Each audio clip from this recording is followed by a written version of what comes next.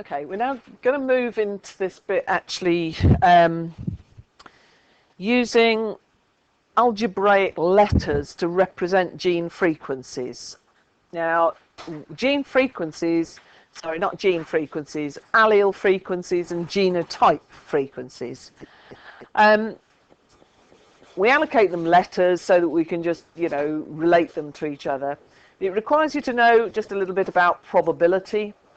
That was one of the reasons that I sort of brought that back in the dihybrid cross and all that sort of bit that we did on the end of that. But let's say we have an unbiased coin, and we toss that coin.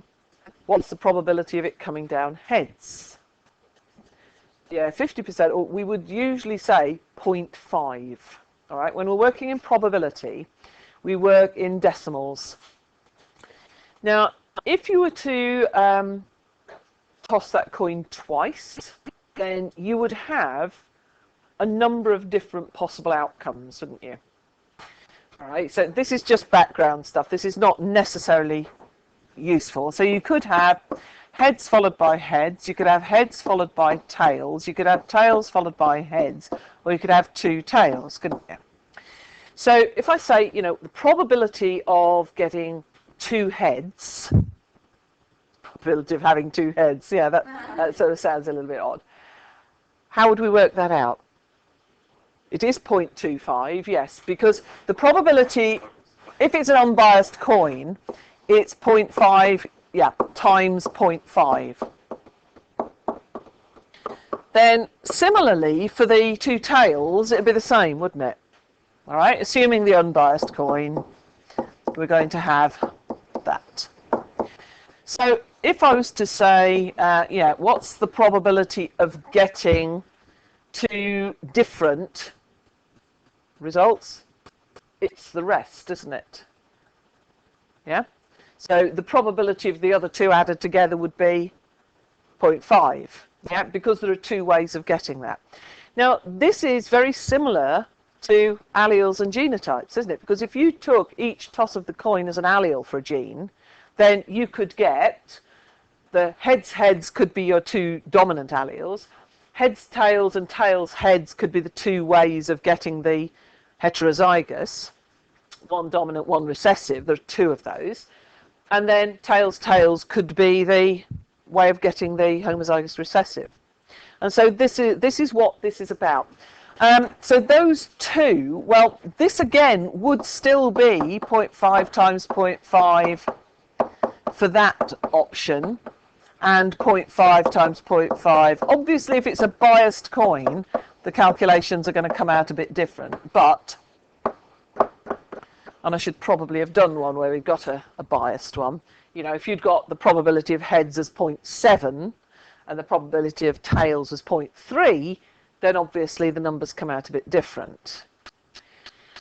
So if we relate this to alleles and genotypes, then we're going to allocate letters to this. So we're going to work up to the Hardy-Weinberg equation.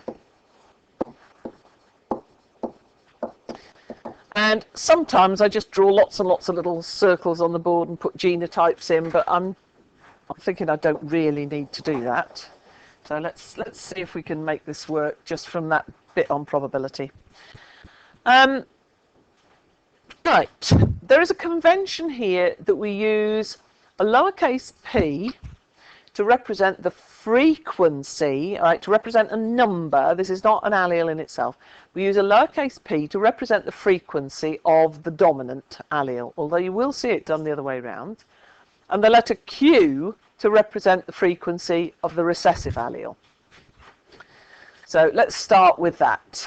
P is the frequency of the dominant allele. For example, it might be let's just say A, uppercase A, big A represents the dominant allele here. And Q represents the frequency, I am not writing all that out again, of the recessive allele.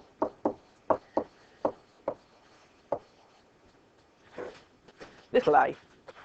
Okay, for a given gene, this is. All right, so we've got a population. In its gene pool, let's go back to my red and black beetles. All right, some of those beetles were black, in which case we knew that they got 2 copies of the, let's say, the little a allele here. Some of them and the rest were red, but we couldn't work out from those which ones had got the homozygous dominant. In this case, it would be 2 big A's, or which ones were heterozygous. Now, if we go back to our coin tossers there, of course, you've got 2 ways of getting the heterozygous. You could be big A, little a, or little a, big A. So we only ever show it as big A, little a, but there are 2 ways of getting that. So there's actually twice as many ways of getting it, you know, from when you look at the contribution of each parent. But bearing in mind that frequencies then are probabilities, if you like, and we're using decimals, in a population, we can actually come up with our first little equation. It's not the Hardy-Weinberg equation, but we should be able to manipulate P and Q together. These 2 alleles of this gene represent all the alleles there are for that gene. So any thoughts as to what we might be able to create as a little equation to start with? On the coin tossing example, it would be like saying the frequency of heads and the frequency of tails. Yeah, it's 1. That's right. Yeah. It just required that little bit of thinking through. But if you add P and Q together, you must get 1, mustn't you? Because that covers all of them. The frequency of alleles of this gene, they are all there, has got to be 1. So our first little equation, which is taking us towards our end point, is P plus Q equals 1. All right, that's the first bit. And now it gets a little more complicated. But you've got to think back now to what I just did with the coin tossers, because we now need to look at the genotype frequencies. These are allele frequencies. I should have probably put that here, although it's obvious, I hope. All right, that's the first bit. And then the next bit is our genotype frequencies. And we need to represent these in letters, and I should have written these so that we've got the letters at the other end, I think. I'm going to miss them out and then see if you can work out what they are. Something is going to be the frequency, and I will just write that as a shorthand for frequency, of the homozygous dominant. All right, you need to use the coin tossing to get this. So this would be where we've got big A, big A. Something is going to be the frequency of the homozygous recessive.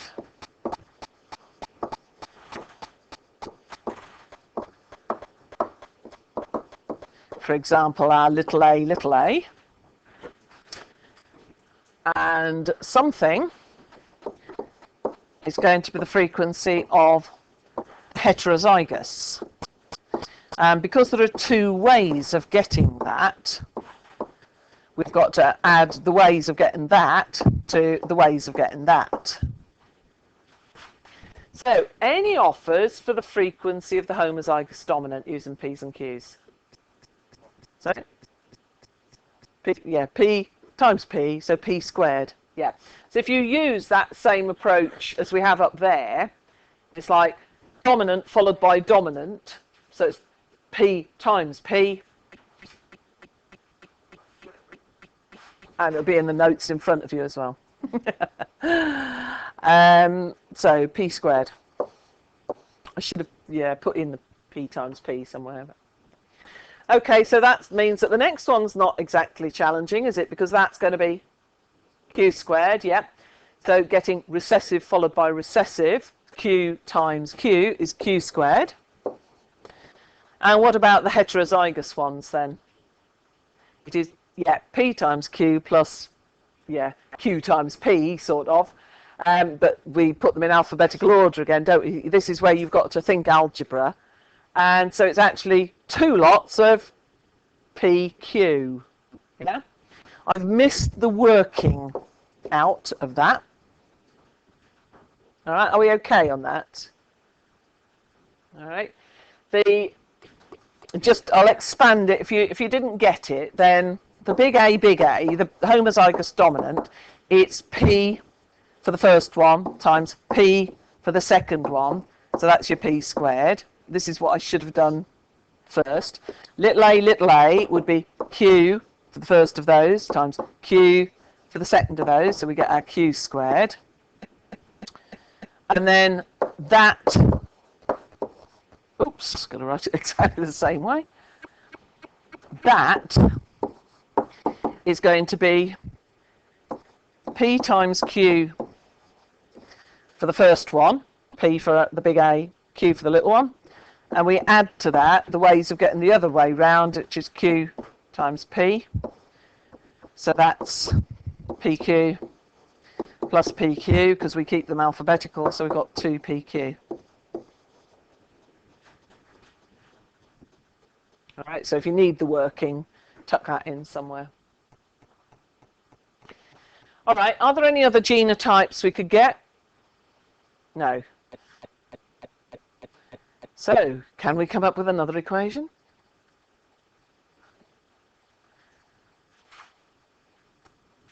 This time, you've got to look at what happens if you add this lot up, because this is the way of getting all the coin combinations. That equals, yeah. So, out of this then, what are we going to add up? That's it. Yeah, the whole lot. So the P squared, the Q squared, and the 2PQ, we can add them up and we get 1. And what we're saying there is the probability of getting a genotype is 1. Yeah? Well, it is, isn't it? You know, it's the probability of all the genotypes added up. Probability of homozygous recessive, homozygous dominant, and the heterozygous all added together is 1, because the probability of having a genotype is 1. Now, the reason it's written the way it is again, alphabetical order. But this is the Hardy-Weinberg equation. This is the actual Hardy-Weinberg equation. You start with the P squared, then you add the 2PQ, because alphabetically, that's how it works, plus Q squared equals 1. And that is the thing that you need to understand. All right? Now, where was I going to go with this? It's the same effect as if you multiply 2 brackets together in algebra. If you were to multiply P plus Q times P plus Q, of course that's what you've got, really, you know, looking at those frequencies. But if you multiply P plus Q by P plus Q, you get P squared plus 2PQ plus Q squared. But that's not an area you go into. It's actually, it's not just algebra, that is binomial theorem, which is not part of the unit. So we will bypass that. But we now need to be able to use this. Haha. So we've actually got 2 equations. We've got that little one up there. All right, that's, yeah, it's useful. You're going to need it. It's not quite so fancy, but we're going to need it. But it's this one down here. That's the actual Hardy-Weinberg equation. And so what it's saying to us is that if we add up all the homozygous dominants, all the heterozygous, and all the homozygous recessives, yeah, we've got everyone. Yeah, it can't be more than 1. And then, of course, yeah, you can see why if you start to introduce a mutation and you get another genotype, yeah, it's not going to work, is it? So, what can we do with this? Well, we can apply this now to problems. Have we got a problem that we can use it on in here? Yes. We will use the one. Okay. No, I'm going to use a different one. Or shall I? No, let's use the one that's in the notes, and I will yeah, do it on the board in my way, not in the way it's in here. Okay. The example they give you is a population of 1,000 cats with 840 and therefore 160 white. All right, these are just black and white. We don't have any in-betweens. All right, none of that stuff, which is very unlikely. And we're told that white is the recessive allele. All right, I don't really want you to look too closely at it. So in cats,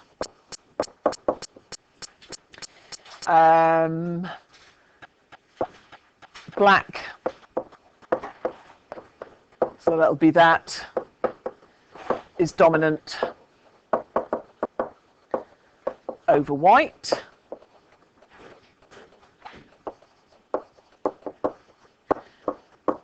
All right, the white we represent as a little b because that's, you know, convention. Right, in a population of 1,000 cats, 840 are black. Now, if you look at the working in the notes, then you sort of, yeah, you won't necessarily learn how to do this. I'm going to take a slightly different approach to this. These black cats, what's their genotype?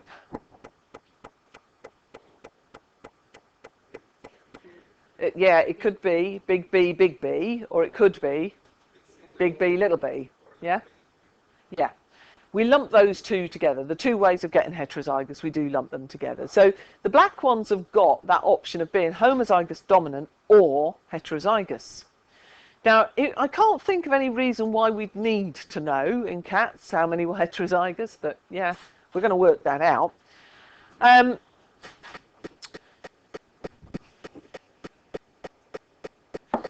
So how many? I'm rewriting it slightly, see. So how many of these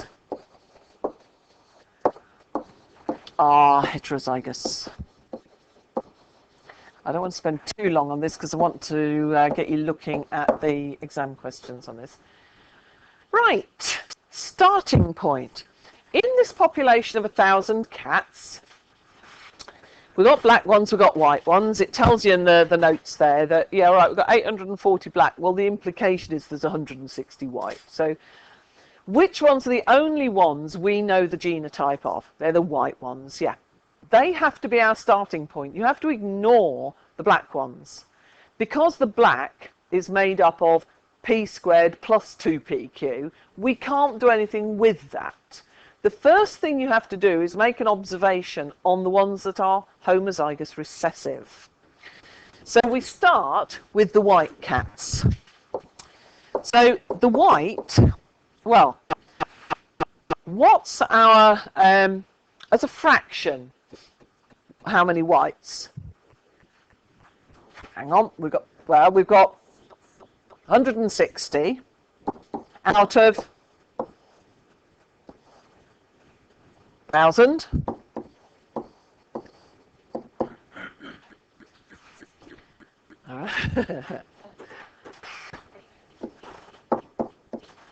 I think.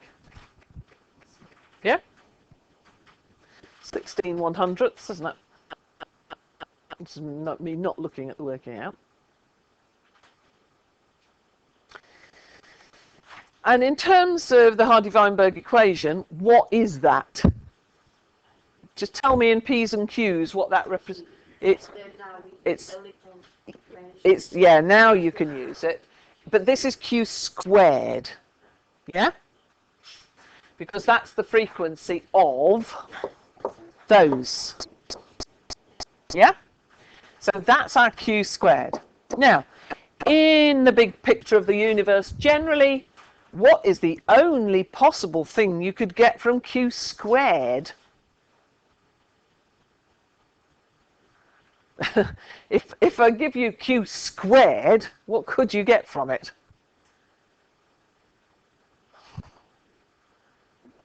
Well, you're sort of, yeah, what is the only thing that you could work out directly from, if I give you, you know, yeah, the square root of that, which is, in a letter? No, Q, yeah. The only thing you can get from Q squared is Q. Yeah? Are you okay on that? The only thing in the universe you could get from Q squared is Q, isn't it? Yeah? Oh, no, that's not true. You could get Q to the power 4 or something like that. But, you know, we're not going that way. So if we square root Q squared, we get Q. So, is that going to be useful? Yes, it will be. Square root of 0.16 is, yep, 0.4. So that is Q. I'm doing this really backwards from how I normally do it, which is odd. Never mind. Okay, given the little equation we did earlier on, what is the only thing we can get from Q? P. Yeah. Yep. Come on. Oh, it is down, isn't it? Okay, so we can get P by doing 1 minus Q, because P plus Q equals 1. If we take Q away from 1, we're going to be left with P. So P is, I've now got this one the right way around, 1 minus 0.4, so that's 0.6. Right. Now, what are we actually trying to calculate in terms of P's and Q's?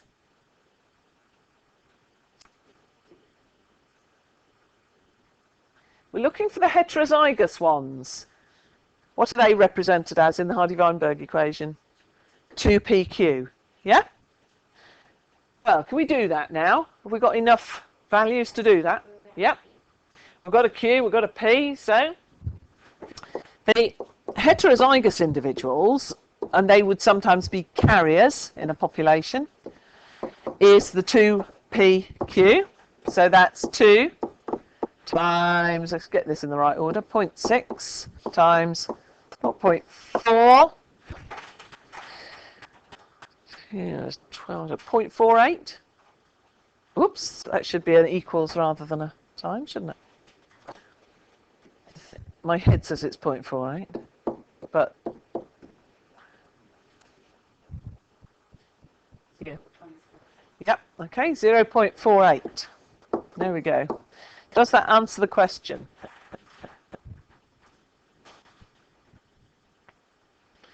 You know it doesn't if I ask that, don't you? Yes, that's right. You need to go back now, because what I actually asked was how many of these are heterozygous. Yes, 0.48 of them are, but we don't have 0.48 of a cat. It's messy. All right, so the number is your 0.48 times the 1,000 in your population. You don't always have to do that. So that's 480. So it's quite interesting, isn't it? You know, that we had our starting number of black cats was 840. And in fact, 480 of those are heterozygous. Well, it will always be an approximation, yes, because you can't be sure what they've been up to, really. You know, this is... It is. It's based on those factors. As long as they apply, you know, I mean, 1,000 cats is a large population. The chances are, yes, it wouldn't, yeah, it wouldn't be absolutely predictive. But, you know, if you're trying to predict ahead in populations for medical provision, for you know, numbers of people who might need counselling for a genetic condition that's recessive, and you know, how many are there in the population, because you can see the people who've got the condition, you know, something like cystic fibrosis, for example, being recessive. You know that people with cystic fibrosis are the equivalent of that little b. They are your starting point. So from that, from the frequency of those, and you find that varies, you probably found, Pete, that it varies from source to source, how many people are affected. But I think it takes into account those different mutations, to be honest. But you could predict how many people are carriers. Therefore, is that then cost effective to provide genetic counselling for people? And yes, it probably is, because it's actually a much higher incidence of carriers than you realise. So this is our use for the Hardy-Weinberg equation, and as long as you are clear that that's within the limits of those, I forgot we called them conditions, didn't we? But you might find, that in the actual population there were more or there were less, and it might be because, well, any of those conditions didn't apply. It might be, if you think back to the idea of those lethal alleles, for example, that could influence it, couldn't it? And, it's all very well, we could do that with that Manx-cat cross, and we would assume we were going to get individuals that had I forgot what the letter was, S, wasn't it, with a superscript A. We could get SA. Your assumption using Hardy-Weinberg is that you would get that. But in fact, those embryos never develop. It's a lethal combination. So actually what you get born is not this. So there are things, but that's that's the natural selection thing, really, I suppose, isn't it? And it's also in that business about all genotypes being equally fertile, because if they don't make it, then they're not, are they? Okay, right. That's the end of my work. You are now going to have a look at the questions in this and have a bit of a work through that, and then I may pick one or two of these for us to have a bit of a go at. I think one final thing I'll do before I leave this is just to give you a general principle for working this out. You have to start with observing Q squared. Now, it might be that you have to calculate that from P squared plus 2PQ. It might be that you see so many in a population which have the dominant characteristic. Well, the rest are your Q squared. So it's either observe or work it out, or you've got to start with Q squared. Your next step, you might be given that anyway. Your next step is to square root that to get Q. From Q, you do 1 minus Q to get P. And from P, of course, there's no guarantee you'll always be asked for the heterozygous, but because they're the trickiest ones, those are the ones we usually ask for. From P, of course, you can, if you multiply it by 2, you get your 2PQ. If you multiply it by itself, you can get P squared. So that's the sort of sequence that you have to follow for that. And, when it comes to revision, that's quite a useful way of doing it. As long as you understand what P is, what Q is, and then what the derived bits are, P squared, Q squared, 2PQ, as long as you know what they represent, then, you're in with a chance of being able to answer any question. But do beware, if it says how many individuals, then you've also got to go back to the original population size to sort that out. Okay? So I'm not going to interfere anymore. I'm just going to let you work through some of those examples, and then we'll have a look at them in a bit.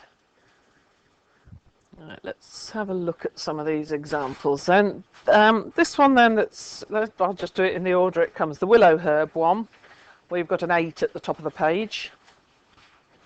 Greater willow herb is a common plant found in damp places. That's irrelevant. It usually has red flowers controlled by the allele big R. Plants with the genotype little r, however, have white flowers. In a sample of plants growing beside a ditch, 17 had white flowers, 327 had red flowers. That is absolutely the same as the one we've just done.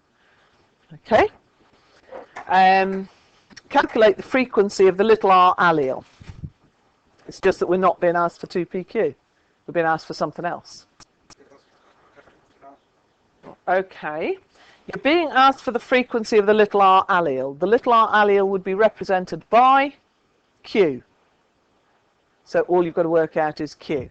This is actually an incredibly short one, and that might be what's confusing you.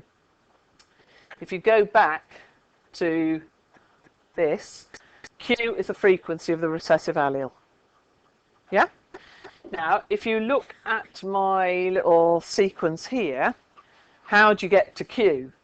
You start with Q squared and you square root it. Yeah? So, can we work out Q squared from this?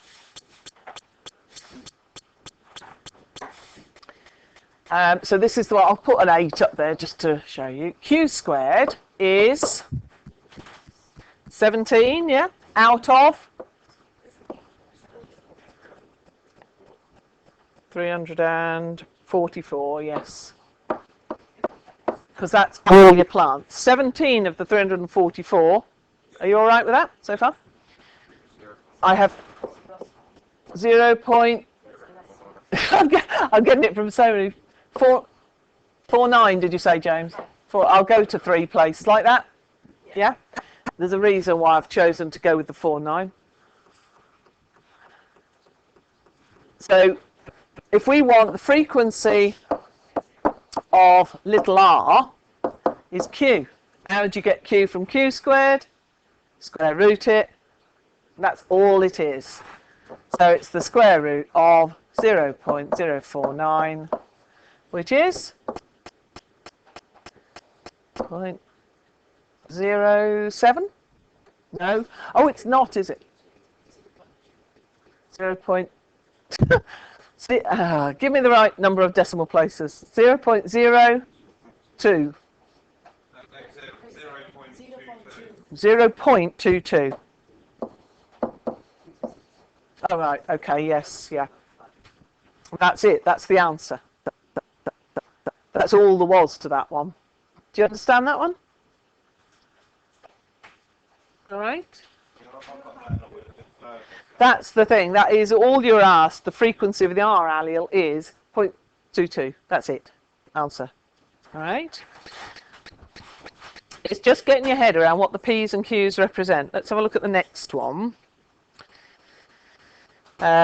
which is about polydactyly in cats. Right, polydactyly in cats is an inherited condition in which cats have extra toes. The allele for polydactyly is dominant. In a population, it's interesting, they don't tell you how many, it doesn't matter, 19% of cats had extra toes. So we've got to look, again, they're asking for the frequency of the recessive allele.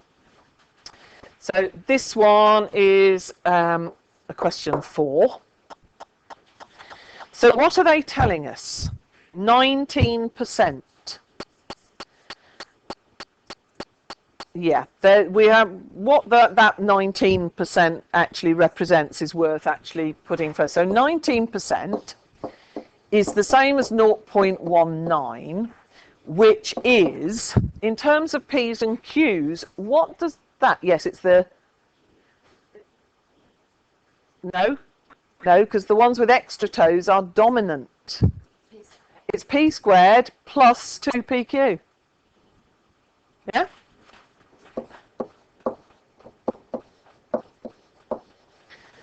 All right, that's all the ones that appear to have the dominant characteristic, the extra toes. So that means we're left with Q squared, which is 0.81.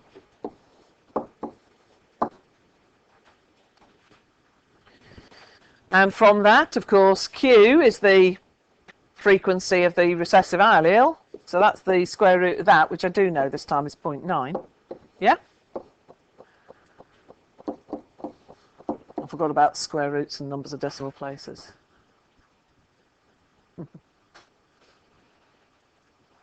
And that's all they want, again. Yeah. So close to it? How close? All right, okay. All right, it is, it's just following that little sequence every time. And you have to stop at various points, but you can't do anything with information about dominant characteristics, except work out the recessive. So you have to make that observation first. That it's not worded trickily. No, you see, this is the impression people have is that questions are designed to try and catch you out, and they're not. They're designed to try and help you demonstrate what you know. How else would you word that? You see? Yeah, it is. I know they haven't bothered to tell you what cats are at the beginning of this one, but you know, it is a common, you know, scene setting exercise, you know, just to make it clear. Right, let's have a go at the next one, which is a number 3. Right, I'm leaving out all the in-between stuff because I do just want to get the Hardy-Weinberg sorted. In a human population, 1 in every 1,000 children born had Tay-Sachs. You do just have to check back to... It is recessive, yeah? I thought it was. Yeah. Oh, right, yeah, so, yeah, we know, I knew, you know, I was fairly certain it's recessive. All right, so 1 in every 1,000 children born had Tay-Sachs, so they're the ones with the 2 recessive alleles. So 1 in 1,000 will be what in terms of P's and Q's? Q squared, yeah? Use that to calculate the percentage you'd expect to be heterozygous. Now this is the classic sort of question because this is the one that goes back to the story I told you about the Ashkenazi Jews having this organization called Dor Yesharim, I think it's called, where people can have a genetic test and it's recorded against a number, kept on a database, and then, you know, if they're planning a family with somebody else, they can submit their numbers and, you know, see if they've got a chance of, you know, bringing together 2 Tay-Sachs alleles and some others as well. It's not just this condition. So, you know, they want to find out if they're carriers, basically, don't they? See, so it's really important to them to know. So, what you're being told, we can summarize the first sentence as that. Right? The first sentence is that. That's exactly what it means. But, of course, you know, the exam paper is not going to say Q squared equals 1 over 1,000. You know, you have to take it from the observation that 1 in every 1,000 children born has Tay-Sachs. So from here, right, let's turn it into a decimal because that's what we need to work with. So from that we can work out that. So Q, yeah, so Q is going to be the square root of that, which I believe is hang on a minute. Right, yeah, it's one of those, 0.03. Okay, let's say that then, yeah? Because the original one goes to 3 decimal places, I'm thinking, you know, it's usually keep to the number of decimal places you get in your first bit, really, with that. Right, from Q we can get P, so P is 1 minus Q, so that's 968, and we're being asked for the heterozygous,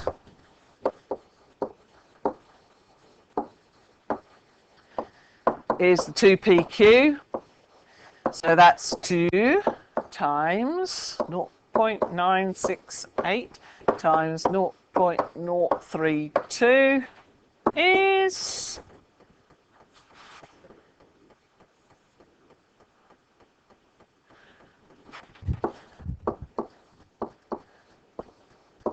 yeah 0.0581.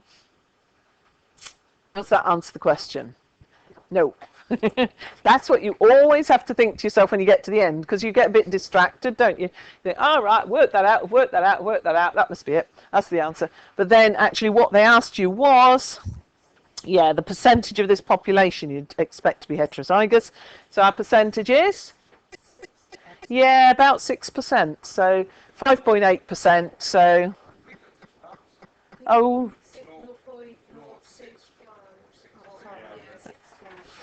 Hang on, let's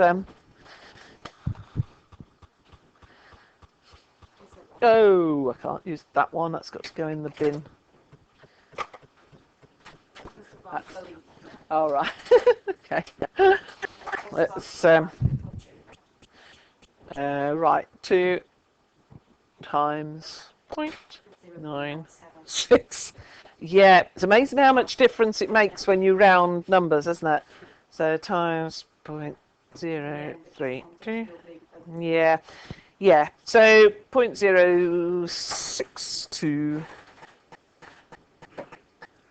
Okay. So yeah, 6.2%.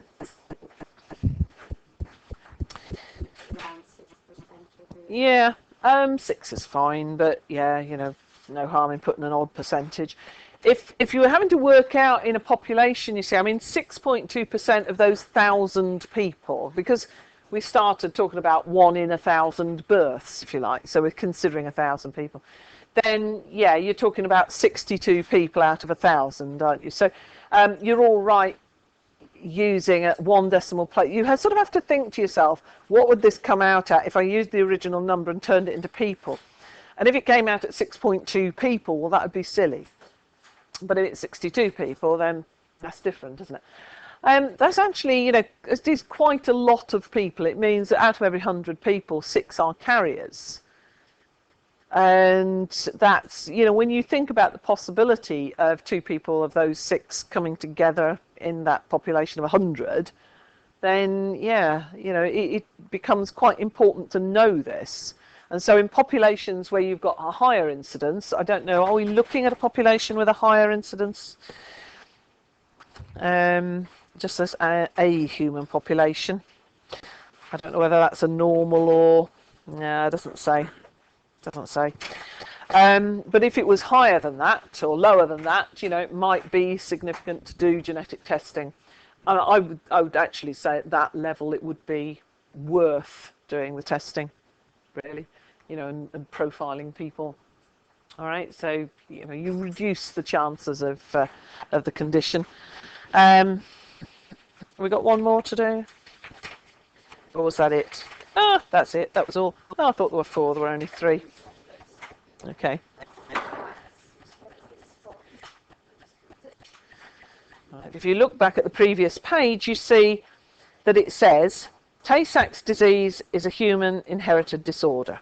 Sufferers of this disease often die during childhood. This counts then in our lethal alleles, doesn't it? Okay, because if they die during childhood, then they're not going to pass it on. Yeah, they're not going to be there at reproductive age.